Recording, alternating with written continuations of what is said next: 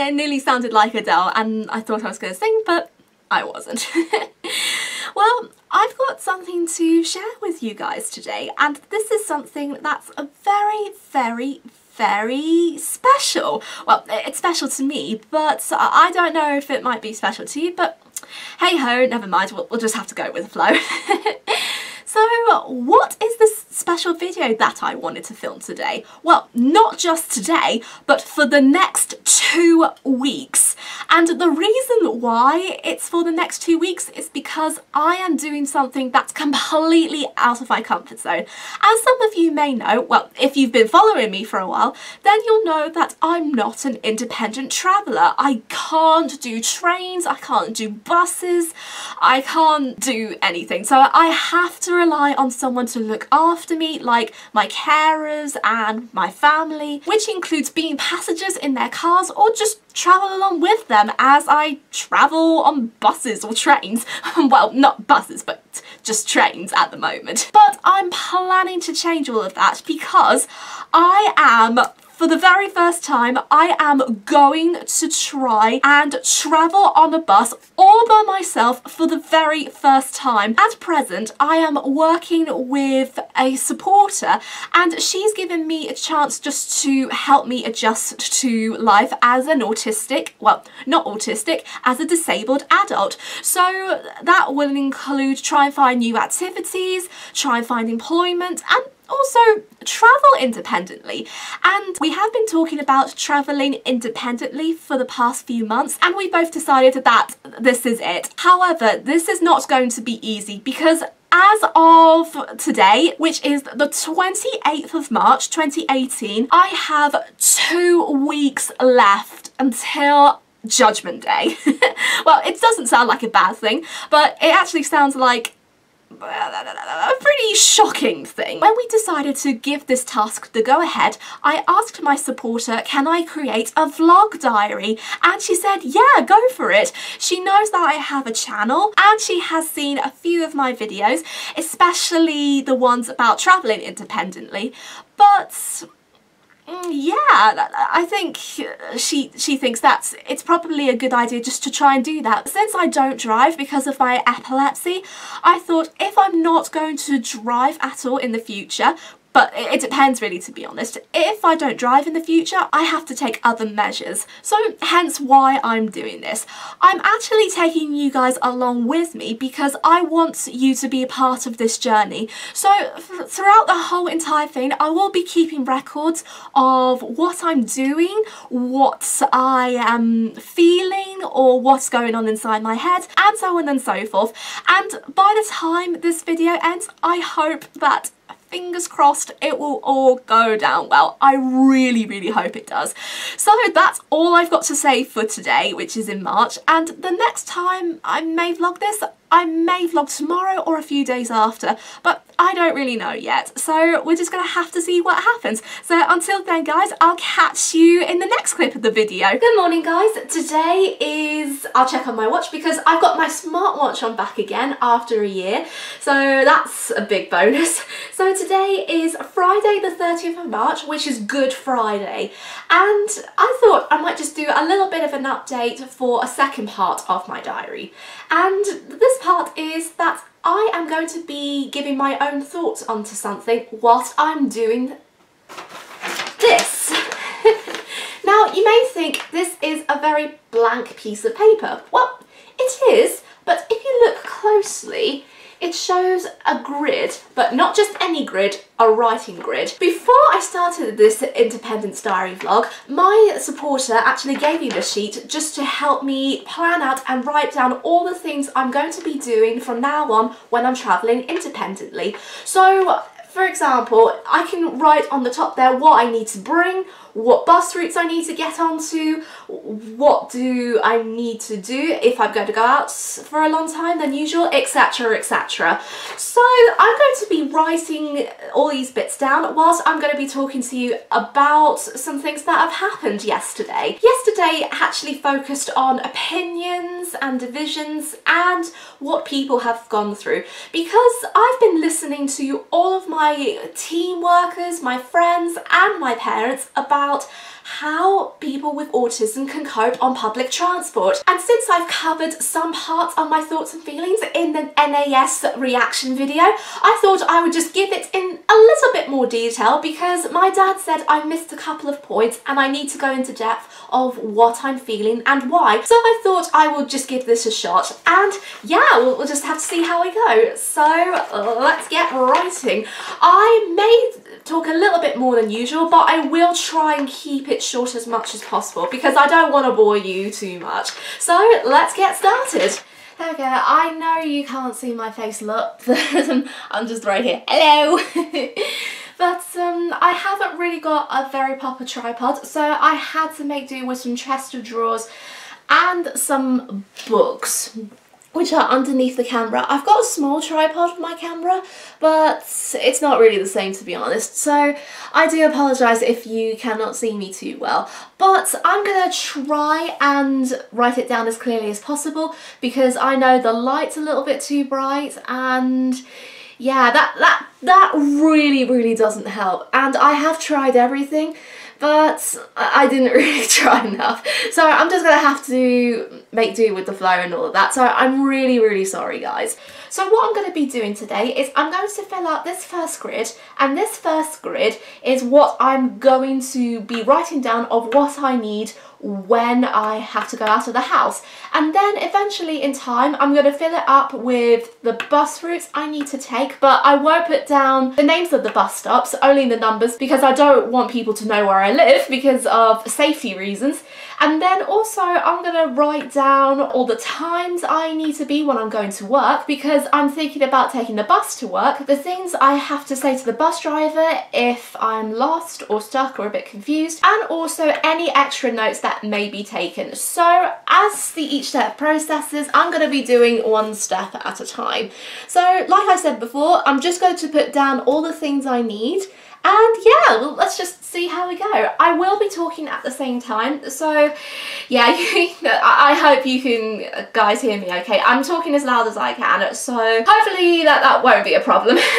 Anyway, I'm going to get started, and then at the end of this entry, I'm going to be showing you what I've done. And the next time you'll see this entry, I would fill out the other blank and just talk about that rather than just writing it down on camera.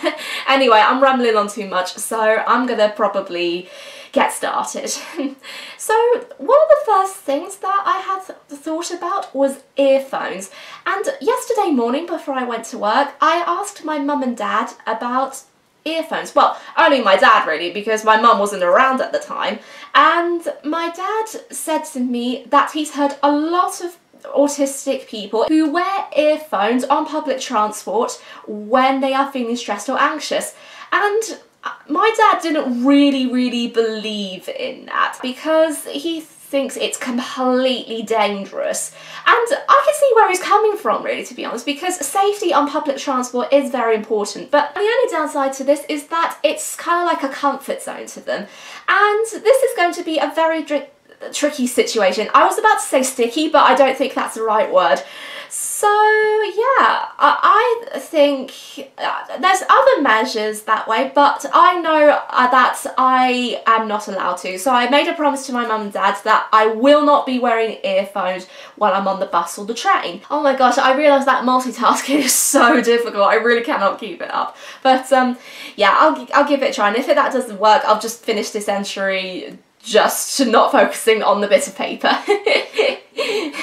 When I actually talked to my work colleagues about this, because some of them I know are on the spectrum, they said to me that when they're on public transport, they get paranoia and sometimes they hate overcrowding. And it's normally to do with space. Like trains, buses can be very overcrowded, especially during rush hour where there's nowhere to sit but only you have to stand. And I can see where they're coming from, to be honest, because sometimes it's pretty tricky. And I know you cannot take control of when transport gets diverted or delayed or anything like that, really, to be honest. But these are the things I worry about the most, because I know that you're going to get into a sticky situation.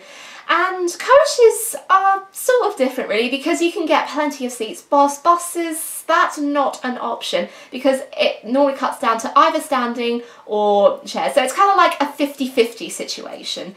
And that's another thing that really terrifies me. What else do I need to go? So keys, money, phone, smartwatch, what to do. That's what I've got to put up. What to do when worried. And I forgot to add this as well, because I need to write in the same curriculum of, well, not the same curriculum, but write in the same box to just to note that what I do if I'm worried. So normally what I do in this situation is to plan to call contacts. So that's like my mum and dad and my carers and supporter, etc.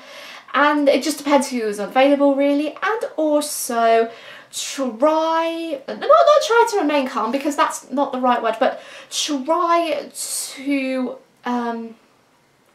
actually, I'm gonna scratch that out really, to be honest, because I know that's not the, I'm gonna say the wrong thing really, to be honest. So this is what I've got on the sheet. I don't know if you can see the writing okay, but my writing is absolutely rubbish.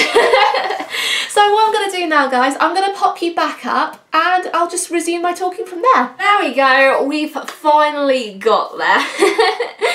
I know that the camera angle may be a little bit different, so I do apologise for that. So with that list down, what's going on in my mind? How do I really feel about it all, even though it's kind of like day 2 of planning? Well, to be honest, I do feel excited about this, but I'm also pretty anxious about it. And the reason why I am anxious is not because of myself, but those around me. In my reaction video, I said that I feel uncomfortable sitting next to the people I know as well as strangers. And before you jump into conclusions, hear me out, because I'm trying not to get on the wrong end of the stick here. I realise I'm blabbering on with idioms because my tongue twisting is not that great. So you're going to see me doing a lot of stuttering in this. And the reason why you would see me stuttering is because that I feel anxious talking about it, because I know a lot of people I know may be watching this. This goes with the same thing with parents as well, because with parents or step-parents or carers, guardians, anyone, they tend to find it pretty hard for their children just to go out independently. And even though I'm not a mum, I can actually sort of see the point of where they're coming from, because I really want independence, because I never got that opportunity just to travel on public transport or by myself, and just to go where I want to go really. And to be honest, I really want to do this because my parents aren't going to be around forever, and I know that I want to push myself so I can get the best life I can. And don't get me wrong, I have a really good life even though I'm not travelling independently, but the one thing that really worries me is isolation. And I am a firm believer of anxiety, energy and isolation, because I have a feeling these two are connected somehow. Most of my family members are very, very anxious, and when it comes to like my independence or things that I really want to do, they try not to think about it, and every time I try to think about it, there's bound to be one member of my family who gets really, really terrified, and I can sense that anxiety, and that doesn't really normally help me too much, because once I pick it up, I get anxious myself, and that leads me to isolation, and that basically means I just stay in a place where I feel comfortable, such as the summer house or in my bedroom, where I tend to film most of my videos. But when it comes to going on public transport, it's a whole different story.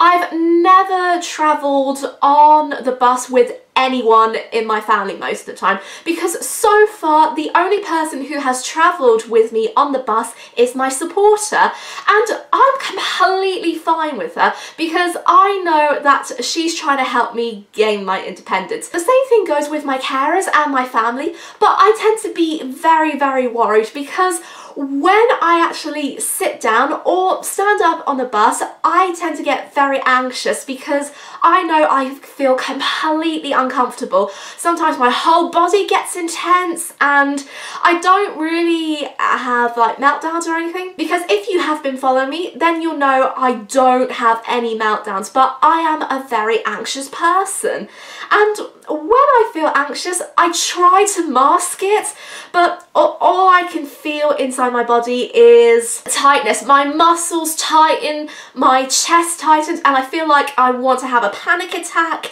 and also my head is like wheeling around. And this is because that I know that this person is in charge, and I really feel uncomfortable when the other person takes in charge, because I want to be in charge, and as an adult I have the responsibility just to look after myself. And if someone I know takes over, especially if they ask me questions about what do you do next or where do you want to go, that's when things get a little bit awkward.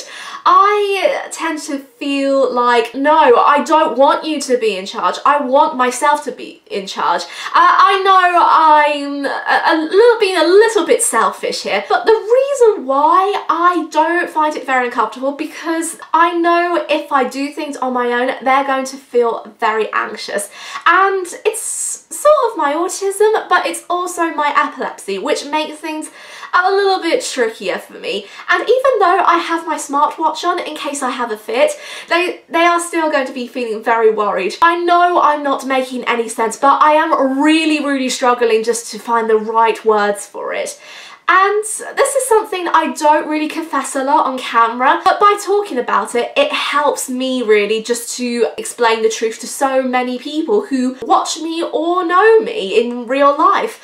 And I don't really tell the truth face to face because I'm not really confident with that. And the camera is the only way that I can express my truth, because when I meet someone face to face, I just let them go along with the flow. But if I am filming or if I'm talking to this person one-to-one or on social media, it's completely different. And I just feel happier that way, to be honest. And I probably will explain a little bit more about my feelings as I'm going on during the 2-week period. But until then, I'll probably think of better ideas just to explain things, really. So yeah, I'm going to be leaving this entry for today, and until then, I'll catch you in a few days. I won't be filming much because it is the Easter weekend, and I want to spend some time with my family. So next time you'll see me, it will be after the Easter weekend. I'll see you very soon in the next entry.